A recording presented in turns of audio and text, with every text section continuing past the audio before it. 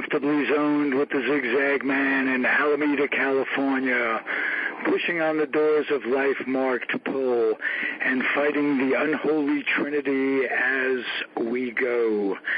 Big business, organized religion, and government.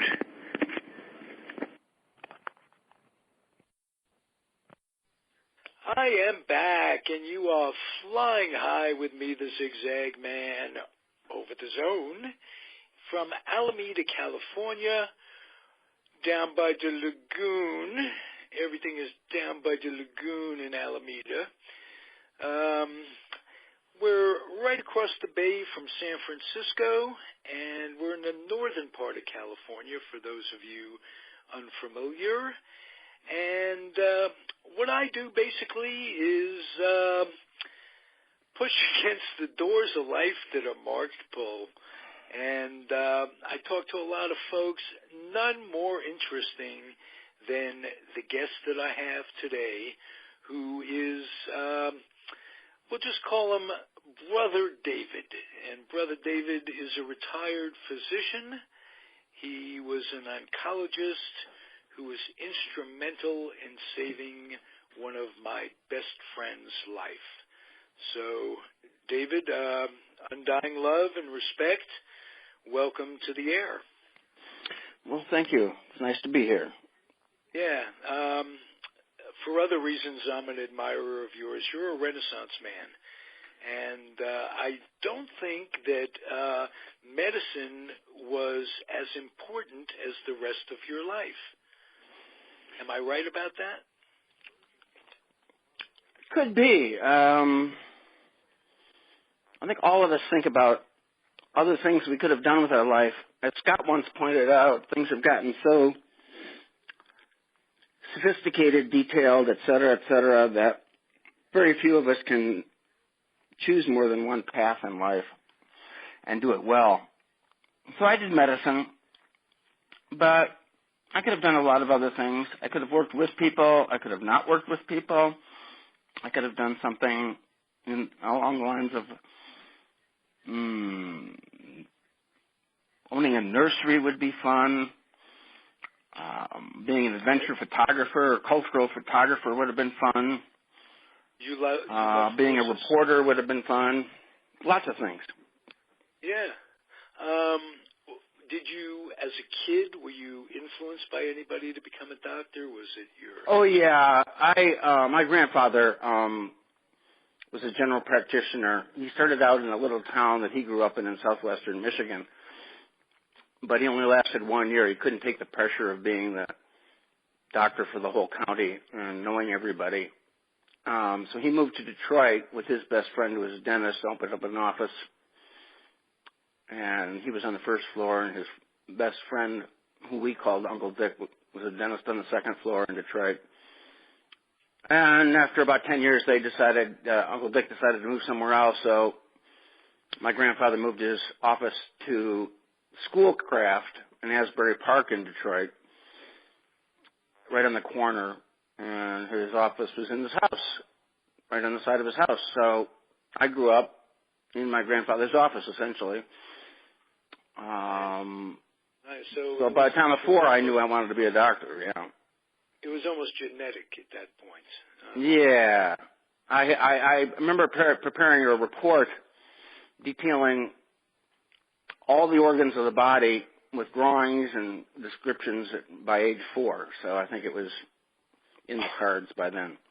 Yeah, I would think so. By age 4, I was toddling around at age 4. That's right. That's terrific. So, but did that put pressure on you in the sense that to not enjoy some of the other things that kids enjoy? I mean, yeah,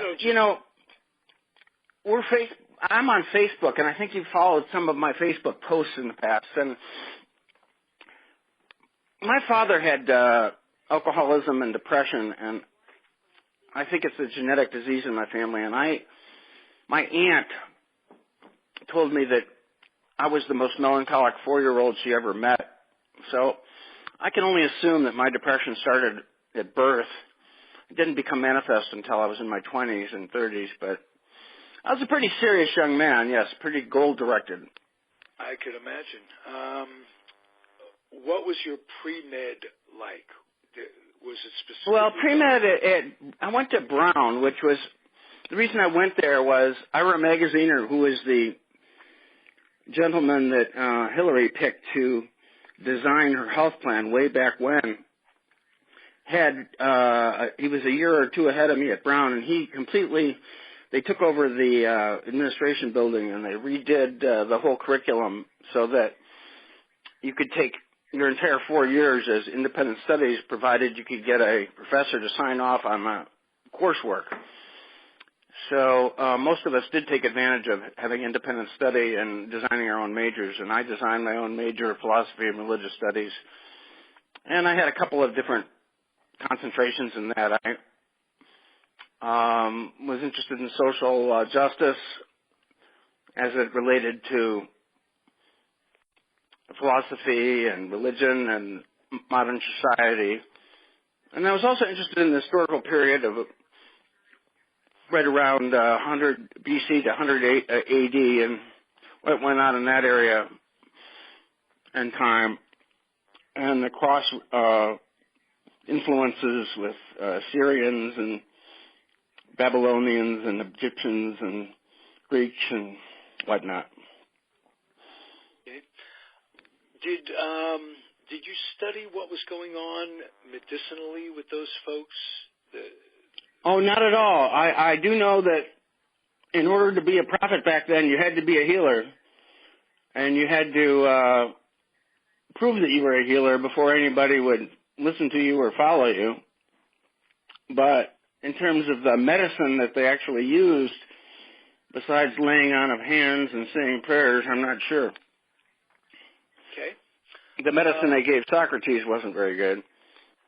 No, the hemlock, I guess. Yeah.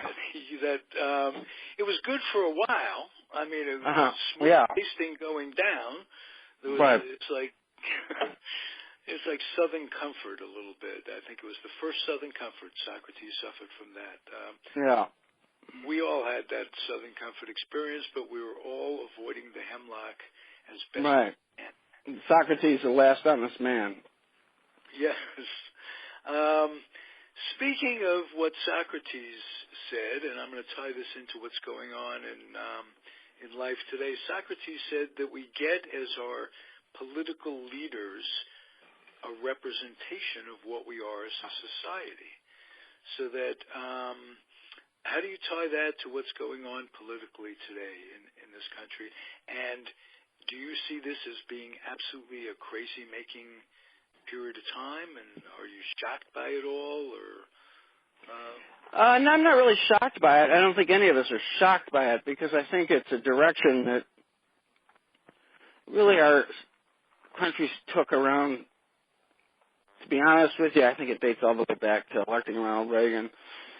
So that was 36 years ago.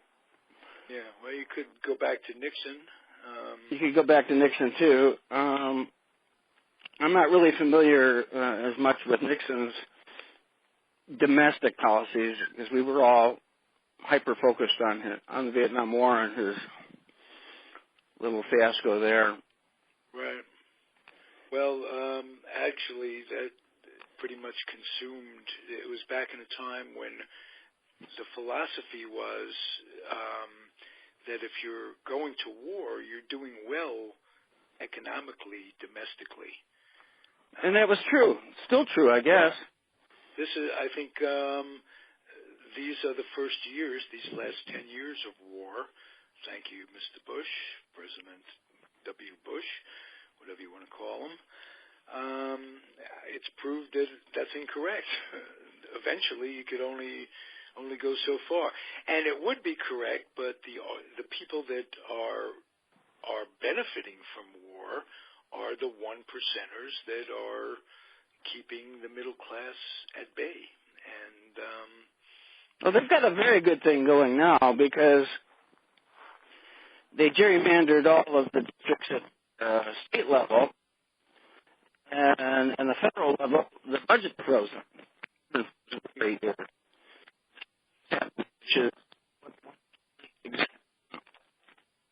Boy, are you still with with me? Oh, boy. I think I'm losing you. Hello? Ah, good. I thought I lost you there for a second. Okay, I was wandering. I'm sorry. Okay, well, I wander myself. Let me ask you a question. You got into, when you were doing medicine, I have two questions. One, I was waiting for Scott to come on and talk about it. There's a business of medicine. There's the practice of medicine, and there's the business of medicine. And well, there was the practice of medicine. Now it's just the business of medicine. Okay. Now, what I want from you, in your opinion, you didn't go in when you were 4 years old and you were doing this thing, when you were going to Brown and you were thinking about med school, the business part of it had to have been the furthest in your mind. Oh, certainly. My grandfather retired just as Medicare was coming in, and he practiced in the big city, Detroit, and only half his patients paid their bills. And the ones that didn't pay their bills frequently paid him in building fences and repairing this and repairing that.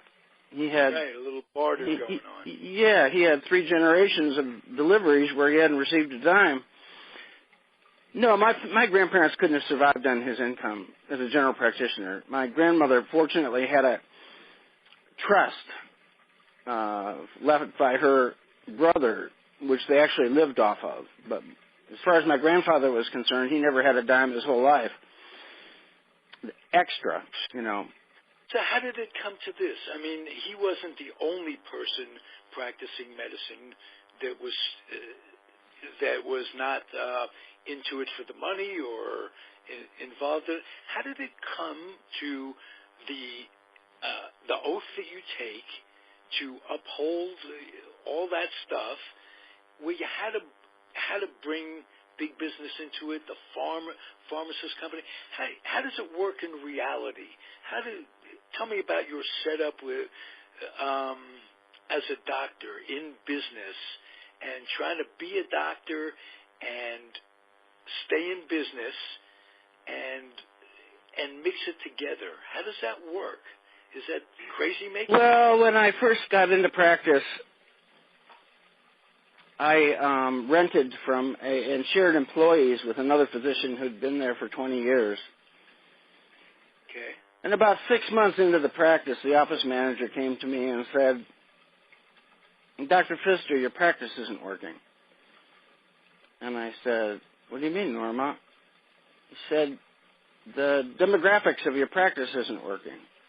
I said, "What do you mean?" He said, "You're taking too many Medicaid patients, or in California it's called Medi-Cal." Right. And I said, "Well, I'm still paying my bills." She said, "You won't be for long, because once you get known as a Medicaid providing doctor, the other doctors in Oakland won't refer you their bill-paying patients, their private insurance patients. You will be seen as a Medi-Cal doctor." And I said, "Well, so be it." And I balanced my practice pretty well for 15 or 20 years with about 20% to 30% indigent patients, playing a little Robin Hood along the way with the ones that had private insurance. Right. But what happened was the cancer treatments became too expensive. They went from the treatments themselves that we had to administer in the office went from $100 a month to $30,000 a month over a period of about 15 years. They just gradually increased to that. So now start again with those numbers. It went from what to what?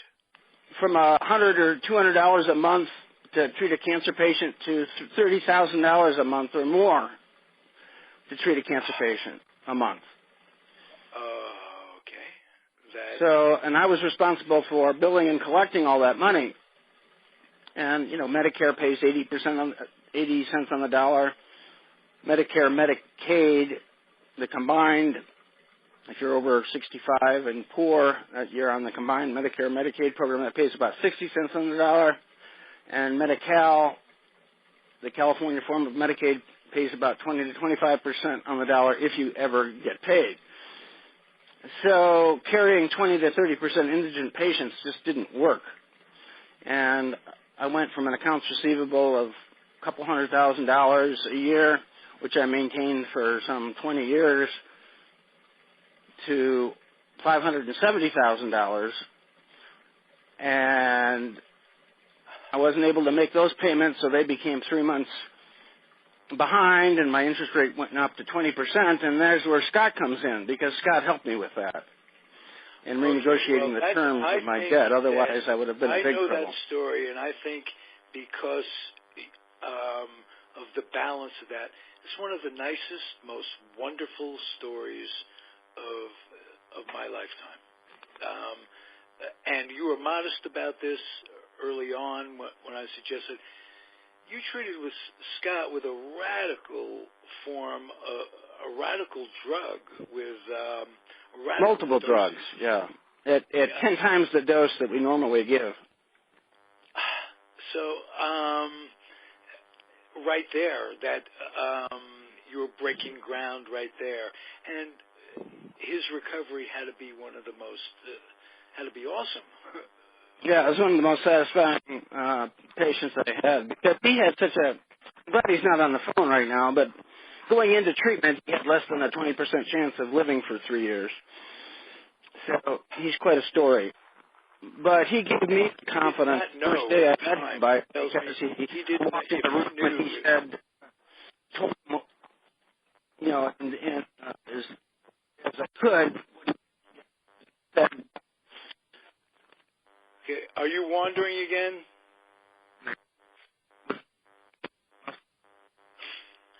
Are you wandering again, David?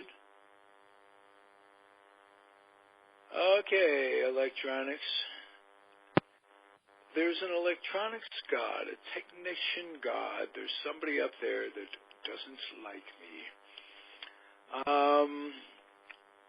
David Pfister, Dr. David Pfister, paging Dr. Pfister, white courtesy phone. Think I lost you, David? I'm going to wait for you to call back for a minute. David. Okay, we're going to take a little break. You're on the Comfortably Zoned Radio Network. My name is Ralph Tyko. This show is Flying High Over the Zone with the Zigzag Man. We have a number of shows on the network, and if you've a mind for good podcasts, which is a rarity these days, what I'd like you to do is check our website. It's comfortablyzonedradio.com. Check out the programs we offer, and a lot of them work better technically than the one we're listening to, but we'll get David back in a little bit. What I'd like you to do is check out the programs, bookmark the ones you think you might like, give us a chance, pass on the ones you like to some of your friends, share them, and let them know of our existence. So what I'm going to do is I'm going to throw it back to the studio, and when we get David back on the line, I will resume the interesting conversation we're having. So hang tough, everybody. We'll be back shortly.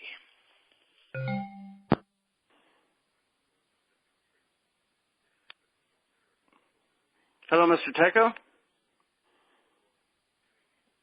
Hello, Mr. Tyko? Hello? Hello?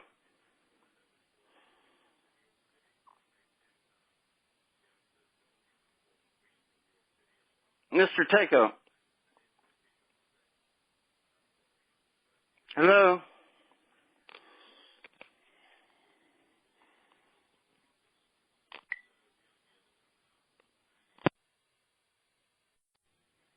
We're back. I knew we would be. I knew we'd get David back. Thank you, Doctor. How are you? Yeah, I'm good. I think we were just talking about the fact that Scott gave me the confidence to treat him with not standard therapy, with experimental therapy, and I think that made all the difference for him. Had you done that before? That particular?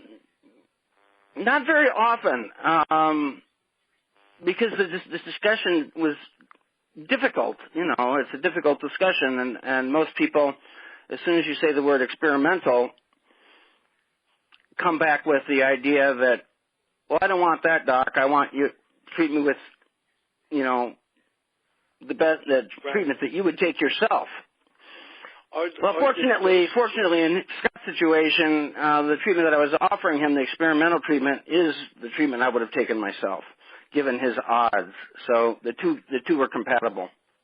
And you told him that, and off we went. And he underwent 2 doses of very intense chemotherapy, followed by a bone marrow transplantation at Stanford. That did a great job for him as well. Again, I marvel because over the last 5-6 years, he's been such a great friend to me and so supportive of my life and the show, and I can't imagine life without him and your guts. And I know it took guts because does the FDA? I'm thinking the FDA prescribes a certain dosage when they approve the medicine, so that exceeding the dosage does become experimental. And is that within the realm of legality, or were you just going way out on a limb, or you know what I'm saying? Well, it's a treatment that the vast majority, it would not be considered community standard. So we are judged on the basis of community standard, and that means what a reasonable physician in your community would do under these similar circumstances. And certainly I was outside of that. So ironically, though, when you have an attorney as a patient, they understand all that better than the layperson. And I explained that to Scott, and therefore he was actually better informed than the typical patient, which I might not have been so bold with. I hope I would have been, but I'm not so sure. But when you have an attorney that says it's okay to go ahead with standard therapy, with experimental therapy, then you're on more solid ground, because they do understand the difference between standard therapy and experimental therapy. Patient, not just an attorney, signs forms to agree to participate. Yeah, the forms that patients sign to agree to any form of therapy are just they're important. More to explain to the patient what the side effects are, but in terms of legal or not, they essentially have little weight in court. So just because you have a patient sign a form for X or Y or Z, it doesn't protect you legally. Okay, they can still come back at you. Oh, yes. Okay.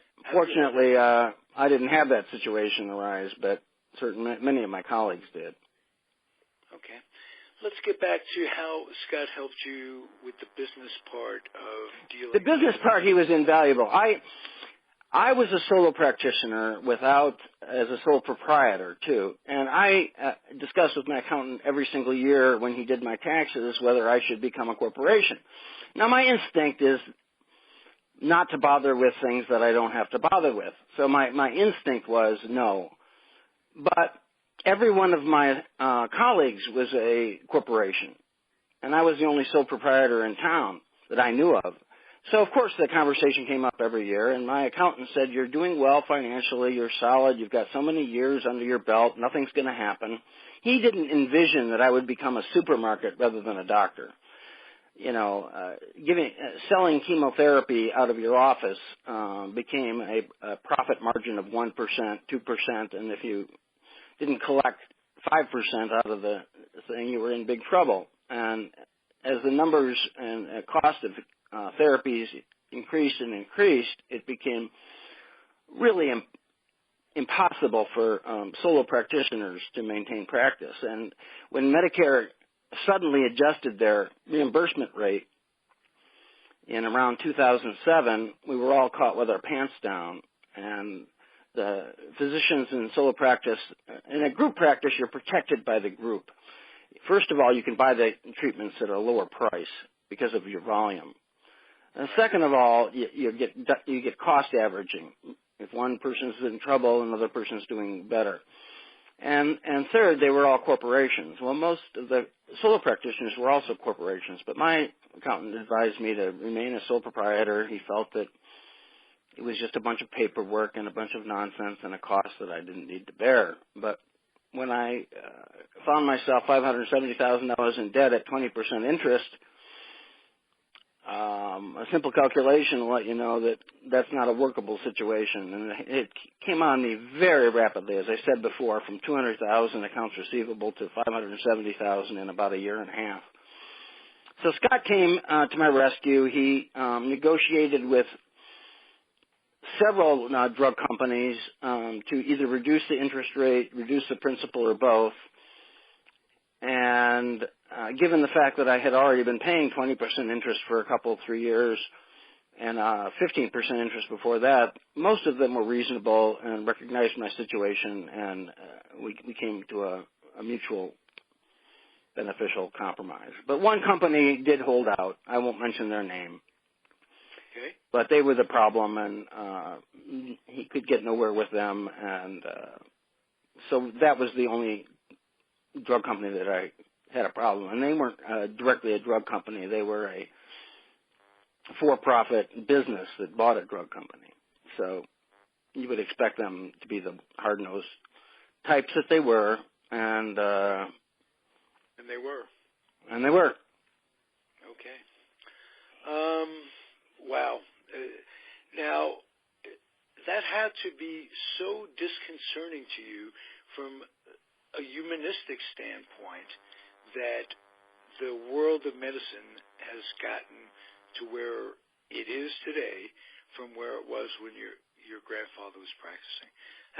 All your idealism, all of it shattered from that standpoint. Well, not all of it, because as I mentioned, my grandfather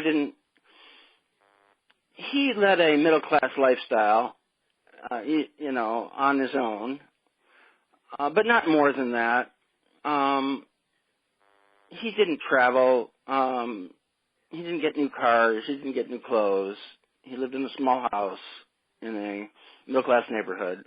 And that's what he could afford. It was only my grandmother that increased his lifestyle, so I didn't really go into it in an era where physicians were anything but middle-class people. Now, in some communities, you'll find that in some areas, the physician 50, 60, 80, 100 years ago had the biggest house on the corner and was a prominent member of the community. But most physicians in America went into it for good reason, to help people, and the money was secondary. Right, that's what I meant, to see it come to the way it is now. Yeah, so it basically went full circle and came back to what my grandfather was, except for the debt part, and that is unique to an oncologist. I mean, we were one of the few people that had to buy the treatments, then give them the patients, and then try to collect reimbursement.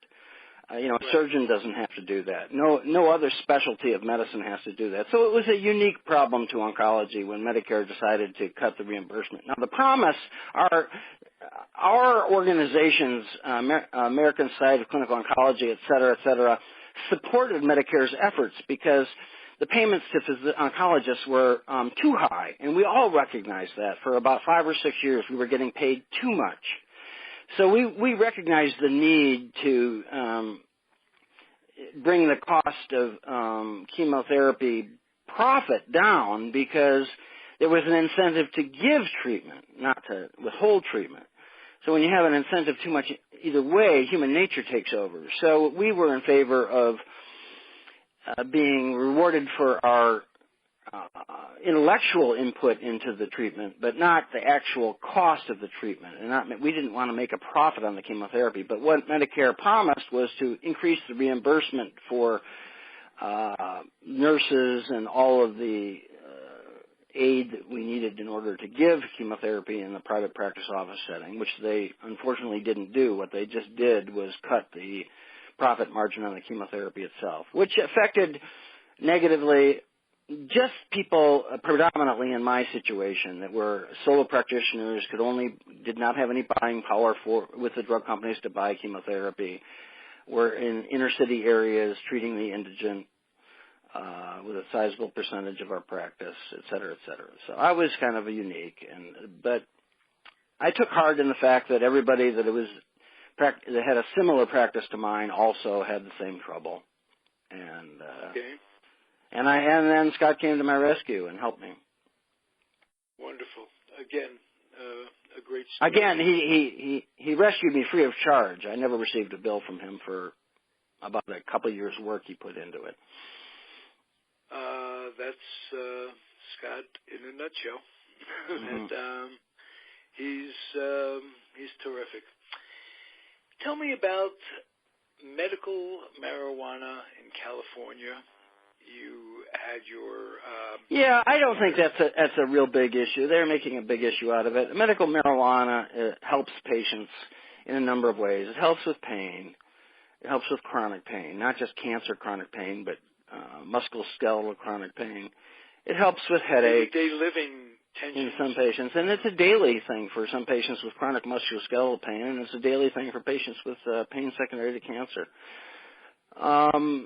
So that's not really a big issue. It's been proven in the medical literature. What I think society is concerned about is getting marijuana in the hands of our youth. And along those lines, if anything, the data that has come out in the last 5 years shows that there is some concern in that area. For instance, patients with my type of situation with inherited depression, if they smoke marijuana before the age of 18, they dramatically increase their odds of developing schizophrenia. And depressive patients, especially inherited depressive patients, do have a higher incidence of schizophrenia to begin with. So it does have effects on youth. Defining youth as someone less than 21 when brain developed is nearly fully formed is a much different situation than an adult. And I don't believe that there is much of a issue of contention in medicine about adults using marijuana for medical purposes, and I expect that in due time we will look like Colorado. Okay, good news on that front. Do you think marijuana is some of the things they're saying about marijuana that reduces cannabis oils, it reduces tumors and lowers blood pressure, and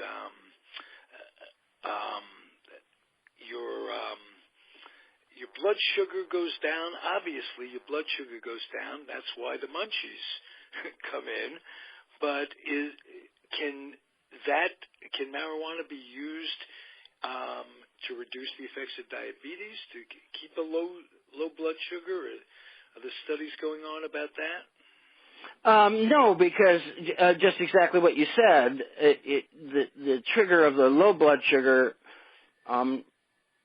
is triggered to eat more sugar. So that wouldn't But be if you don't eat more sugar, and studies like that, in terms of the chronic use of medical marijuana for that purpose, I don't think, well, I'm just not aware of the data on that, so I really don't want to on that. All right, I'm just curious myself. Yeah. Because, my hunch is that it probably would not have a beneficial effect in that situation. In terms of a blood pressure medicine, we have better blood pressure medicines with less side effects. Marijuana's biggest use is in glaucoma. It's a good drug for people with chronic anxiety.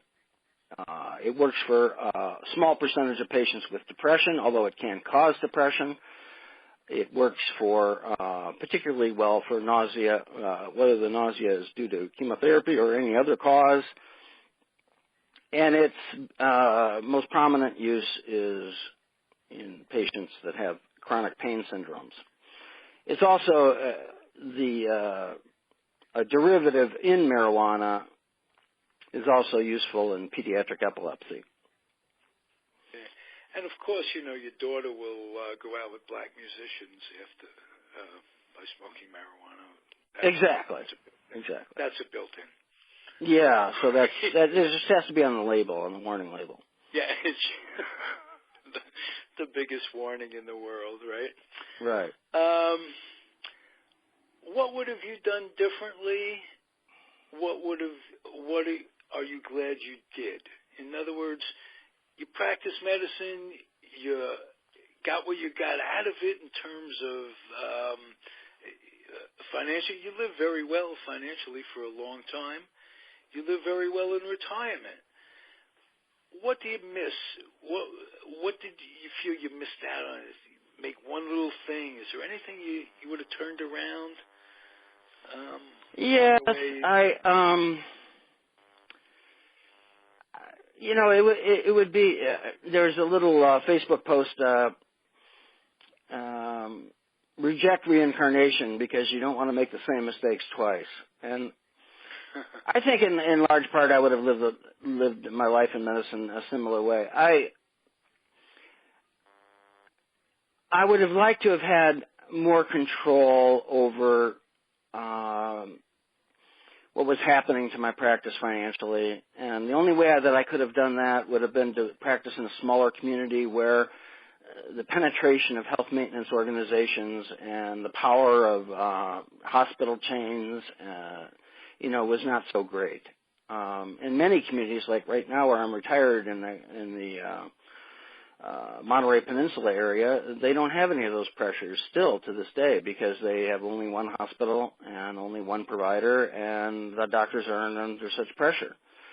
So it was a function of practicing in Oakland in large part, but I had several offers during my career to practice in a much more lucrative environment. For instance, Walnut Creek, I had a couple of offers there, and I really wanted to practice in Oakland because of the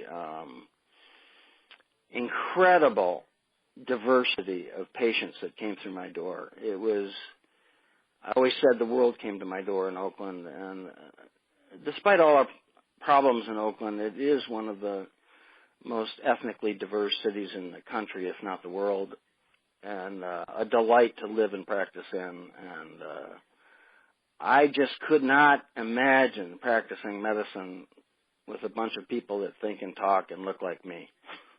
I just can't imagine it. Okay. And neither did my grandfather in Detroit.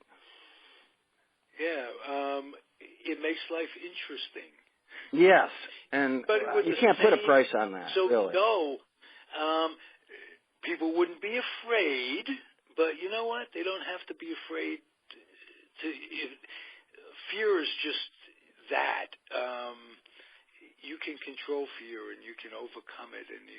Well, I think just with animals, humans can sense fear in other humans. I was never fearful in Oakland. It was like Disneyland compared to Detroit after 5 o'clock. How'd you get out of Detroit? What made you come to California? My wife preferred it over the Midwest. Bottom line. Okay. We flew into the Oakland airport. She saw some palm trees. She saw some blue skies, and she said I was going to practice here, so I did. You got to keep your wife happy, or try to. Yes, you do. Or yes, that. Die trying. And you didn't do bad. Do you miss Detroit? The Tigers. Do you miss the? Oh, Detroit Tigers are still my team. I can't say Detroit Lions are my team since Bobby Lane left, but on Thanksgiving and Nick Pietrasante, I love. Yeah, and Dick Butkus beating up on Alex Karras. Those were the days. Right, right, and London. Now, in Alex Karras's defense, as you know, he couldn't see, So once the ball was hiked, it was all blurry to him. He didn't know. That's right. He wrote a great book, too. He's an excellent author. Yeah, he was one of the best TV commentators, too. He's funny as hell. Yes. And you had another guy, a TV commentator, that ended up... Wayne Walker was a Wayne defensive Walker end. was a TV commentator. He was a linebacker, outside linebacker. Yes, he was. For Detroit for many years. And a good one, too. And yeah. You mentioned Bobby Lane. He was a partier. I remember he was the first guy to say, high ball drinker, low ball thrower. Exactly. He did much, much better with a little hangover. Yes, and those were the days when it was post-war. Baseball was the same. Post-war sports in the 50s or maybe early 60s. Most of the players had World War II experience. It was a different breed of cat back in those days. Let's just put it that way. Well, to draw an analogy from medicine, the football, basketball, and baseball players certainly didn't go into sports for money. They made almost nothing. They had to. All of them had to have regular jobs. Sports was not a job. It was not an occupation. It was an avocation. I can remember Kyle Rote and Frank Gifford in their stardom days. They had jobs in the city. Working for paper companies, were selling insurance, selling used cars. Right, exactly. Hey, listen, you're a delight to talk to. I hope you'll come back. You gave us an insight into the way life is really like in the medical profession, and what it's people have ideas of the way it is, and I love to get your take on it. And you're so mellow. You just have a way about you. You just you're enjoying what you did in life, and you're at peace with it, and that's nice. I have wonderful dreams and wonderful memories. Yeah, and to say nothing of taking care of Scott, wow. Thank you. Yeah, I agree with you. He is a special dude. Absolutely. The only problem with Scott is it's difficult to discuss anything with him because his historical knowledge of everything is so superb you can't get very far. Right. And he puts things but he puts things in perspective. He puts history into perspective. Right. He says, well, the Arabs and the Jews aren't getting along now, but that's not the way it always was. And he goes back right. and stories of this year and that year, and he combines the biblical knowledge necessary to be able to refute all that bull. Yeah. He came quite far from a kid standing on the corner of Winslow, Arizona. Absolutely. Right. Waiting. He's quite a guy, R. Scott. Well, it was a delight to talk to you, and I'm glad you invited me on the program. I hope your listeners got something out of it. I did, and I know they will, for sure. And I hope you come back from time to time. Anything you want, anytime you want to just air it out. Okay. For your own sake. It's a lot cheaper than therapy. Absolutely, and a lot more fun, too. You don't have to see the receptionist on the way out. That's right. Exactly. That's it. Take care, okay, and say hi to Scott when you talk to him next. I certainly will. Thanks again. Okay. For all of you out there, I'm going to end the show by imploring you to keep your dreams wet and your humor dry. Keep your children out of military recruiting offices. Not good for the whole family. And also keep the kids off the laps of clerics that wear dresses. All that stuff's been in the papers. You know about it. But I remind you from time to time. Keep on keeping on, folks. Catch you next week.